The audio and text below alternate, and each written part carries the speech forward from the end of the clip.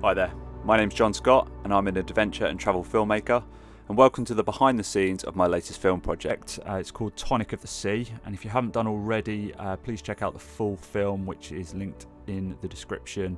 One of the reasons that I'd wanted to do it is I'd never actually filmed anything underwater before or in water, and so I wanted a new challenge in terms of filmmaking, but at the same time I also wanted to find a really good and special story to tell, something that people could relate to. And hopefully with the fantastic people I work with on this film, we've managed to do this. Now I thought what might be interesting is to talk about the actual sort of technical side of the filmmaking as well, in how I went about actually getting some of the shots that I did, filming in the water, filming underwater, filming in very challenging conditions. Now, I did some early testing with GoPros, and GoPros are amazing bits of kit, but I was really wanting to have a control over much more than what a GoPro would allow me to do. And so the decision I went with was to use the Panasonic GH5 on this project. I thought it would give me the right balance between a really good image, but also being able to hopefully be used underwater in the right type of underwater housing and protection.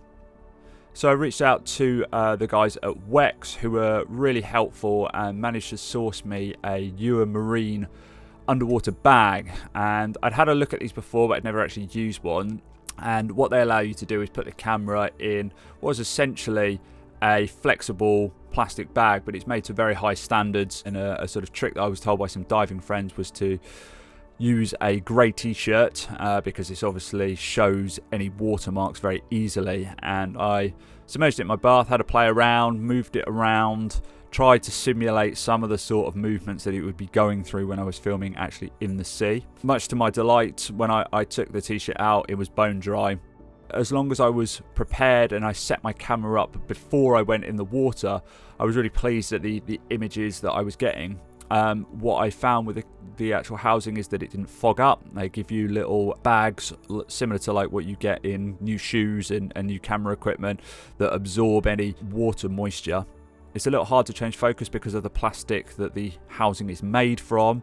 It's not impossible, but you can't do it quickly. When you're in the water, I really didn't appreciate how much stuff is going on, and you're concentrating on swimming, staying afloat, watching the waves, trying to frame your shot. It really is a big challenge, and I didn't appreciate that until I'd actually got involved with this project, and my appreciation of underwater and in-water cinematography now has jumped to a whole new level. So some of the other challenges with the shoot were fighting the elements.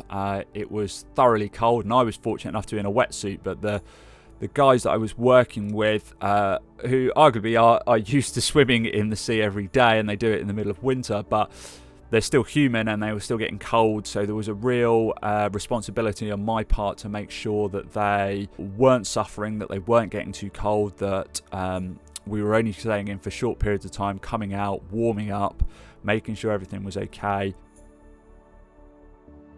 So overall, this was a fantastic project to work on. I had some great people, both Katie and Mike, who appear in the film, were absolutely fantastic, really good subjects to work with, really easygoing. We had a great dynamic and relationship, which is always really important. The director-talent relationship can often make or break a film, and the fact that they were both so easygoing, so welcoming, made my job a lot easier. They took direction, and these guys aren't professional actors at all. I don't think they'd really done anything on camera up until this point, but they were very natural and just very easy to get along with, and that from my point of view makes my job a lot easier, and that generally translates to a better result on the screen. So I also had a really good support team, Toby Russell and Hana Backland, who were both on the shoot with me, who were really helpful in just supporting me and enabling me to be in the places that I wanted to be and get the shots that I wanted to get, and obviously shot some of this behind the scenes footage as well.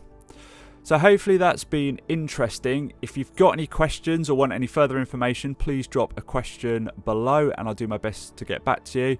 If you haven't seen the full film, do check it out. It's linked in the description, and thanks very much for watching.